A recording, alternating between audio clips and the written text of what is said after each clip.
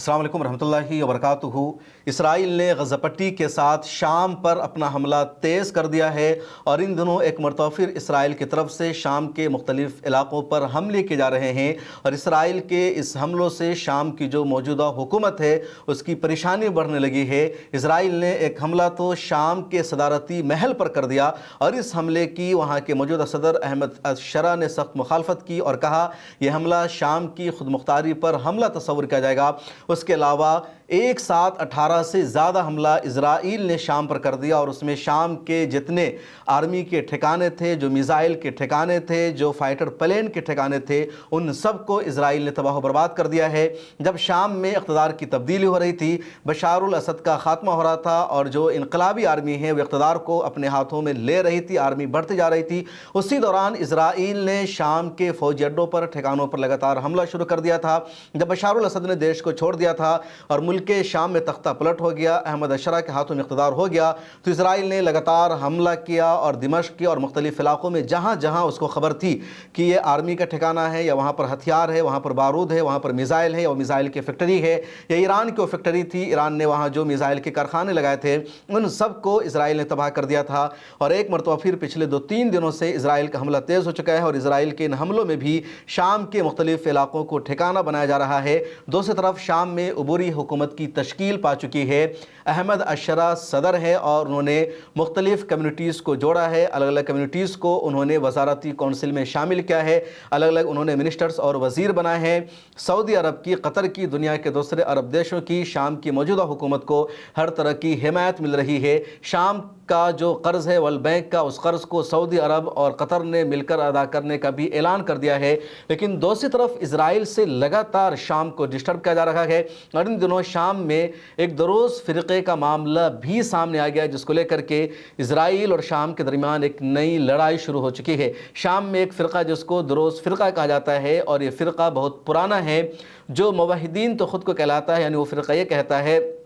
कि वो एक अल्लाह पर यकीन रखता है, लेकिन वो फ़िरक़ा अल्लाह के नबी सल्लल्लाहु अलैहि वसल्लम को नहीं मानता, इसलिए उसको मुसलमान में शामिल नहीं किया जाएगा। ये बहुत पुराना फ़िरक़ा है। सलाहुद्दीन अय्यूबी रहमतुल्लाह अलैह ने जब बैतुल मक़दिस की फ़तह की जंग लड़ी थी तो उस जंग में भी इस फ़िरक़ा ने सलाहुद्दीन अय्यूबी का साथ दिया था और मुसलमानों से ही ज़्यादातर इसके ताल्लुक़ात रहे हैं। बशारुल असद के ज़माने में कभी ये फ़िरक़ा हुकूमत के साथ रहा, कभी हुकूमत के ख़िलाफ़ रहा। इसराइल में भी इस फ़िरक़े की अच्छी खासी आबादी पाई जाती है और इसराइल की हुकूमत का, नेतन्याहू का करीबी भी इस फ़िरक़े को कहा जाता है। गोलान हाइट्स जो शाम का एरिया है, जो शाम की सरज़मीन है, लेकिन इसराइल ने उस पर कब्ज़ा कर रखा है। वहाँ ज़्यादातर शामी दरोज़ फ़िरक़े के लोग आबाद हैं और इसराइल ने उनको वहाँ पर आबाद कर रखा है और इसराइल ये कहता है कि जो फ़िरक़ा है वो इसराइल का सपोर्टर है, इसलिए इसको मुकम्मल तौर पर आबाद रहने दिया जाए, किसी भी तरह का छेड़छाड़ इनके साथ न किया जाए। पिछले दिनों शाम में मामला सामने आ गया था कि शामी दरोज़ फ़िरक़े ने मौजूदा हुकूमत के ख़िलाफ़ बगावत की थी, आर्मी पर अटैक किया था, जिसकी वजह से इस फ़िरक़े के ख़िलाफ़ ऑपरेशन की शुरुआत हुई और जैसे इस फ़िरक़े के ख़िलाफ़ गोलान हाइट्स और आसपास के एरिया में इजराइल को ऑपरेशन की खबर मिलती है, इजराइल ने फ़ौरन एयर स्ट्राइक शुरू कर दिया, हमला शुरू कर दिया और शाम की हुकूमत को इजराइल ने ख़बरदार कर दिया कि तुम्हें शामी दरोज़ फ़िरक़ा को छेड़ने की ज़रा बराबर इजाज़त नहीं होगी। इधर अहमद अशरा जो मौजूदा सदर हैं वो शामी दरोज़ फ़िरक़े से अपने ताल्लुक़ात को बढ़ा रहे हैं और कोशिश कर रहे हैं कि जो पूरा फ़िरक़ा है इनके साथ आ जाए, उधर ना जाए। तो दोनों तरफ से कोशिशें हो रही है कि शामी दरोज़ फ़िरक़ा इधर रहे, उधर न रहे, लेकिन इधर इजराइल का जो हमला है वो बढ़ता जा रहा है और इन हमलों के बीच में तुर्क मीडिया ने दावा किया है कि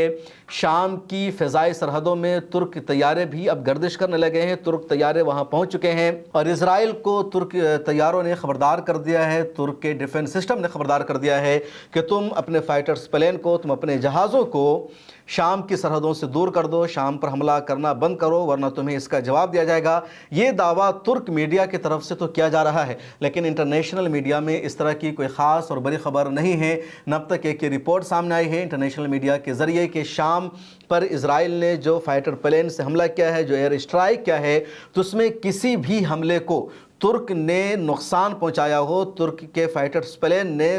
तुर्की के डिफेंस सिस्टम ने इजराइल के हमले को रोका हो, इस तरह की अभी तक कोई अपडेट सामने नहीं आई है। मीडिया में जो रिपोर्ट मज़ीद सामने आई है कि इजरायली फ़ौज ने जुमा और सनीचर की शाम को बताया कि शाम के एक फ़ौजी मकाम पर طیارہ شکن توپوں اور زمین سے فضا میں مار کرنے والے میزائل کے بنیادی ڈھانچے کو اسرائیل نے نقصان پہنچا دیا۔ اس کے علاوہ ایک اور رپورٹ یہ آئی جس میں کہا گیا کہ اسرائیلی فوج نے کہا کہ اس نے شام کا جو بھی فوج کا بنیادی ڈھانچہ تھا اور اس میں صدارتی محل بھی شامل ہے، ہتھیاروں کا پورا ذخیرہ شامل ہے، ان سب کو تباہ و برباد کر دیا ہے۔ اس سے پہلے اسرائیل نے صدارتی پیلس پر بمباری کی تھی، حملہ کیا تھا، جس کو بھی اسرائیل نے تسلیم کیا تھا اور اب تک کا سب سے خطرناک حملہ مانا جا رہا ہے۔ اس کے علاوہ اور بھی کئی طرح کی اپڈیٹ سامنے آئی ہے، لیکن یہ جو حملے ہو رہے ہیں وہ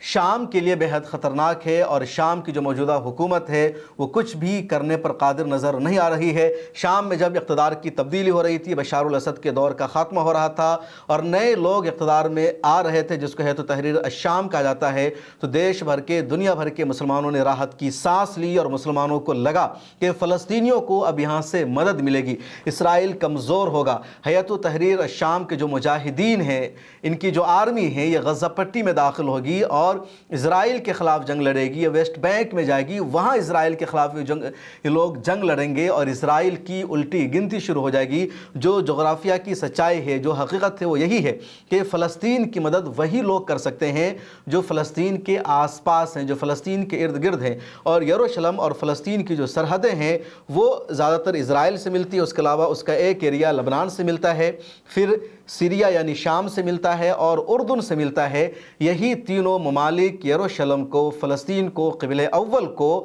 آزاد کرانے میں سب سے زیادہ اہم اور کلیدی رول ادا کر سکتے ہیں۔ ادھر غزہ پٹی یروشلم اور ویسٹ بینک اور شام، اردن اور لیبنان سے بالکل کٹا ہوا ہے۔ غزہ پٹی ایک لمبی سی پٹی ہے، اسٹرپ ہے، جس کی جو زیادہ تر سرحدیں ہیں وہ اسرائیل سے ملتی ہے، سامنے تھوڑا سا سمندر ہے، اور ایک چھوٹا سا ایریا ہے جس کو رفح کراسنگ بارڈر کہا جاتا ہے، وہ مصر سے ملتا ہے۔ تو غزہ پٹی یا فلسطین کی جو مدد ہے وہی ممالک کر سکتے ہیں جن کی سرحدیں وہاں سے ملتی ہے، اور یروشلم کی، ویسٹ بینک کی سرحدیں شام سے ملتی ہے،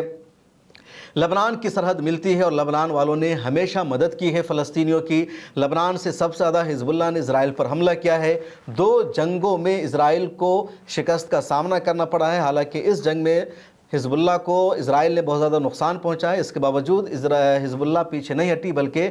معاہدہ کرنا پڑا، سمجھوتا ہوا، اور جنگ بندی کے بعد ہی لبنان کی حکومت نے حزب اللہ پر دباؤ بنایا کہ وہ حملہ بند کر دے۔ دوسری طرف اردن کی جو حکومت ہے، اسرائیل کے ساتھ اس کا سفارتی سمجھوتا ہے، تو وہ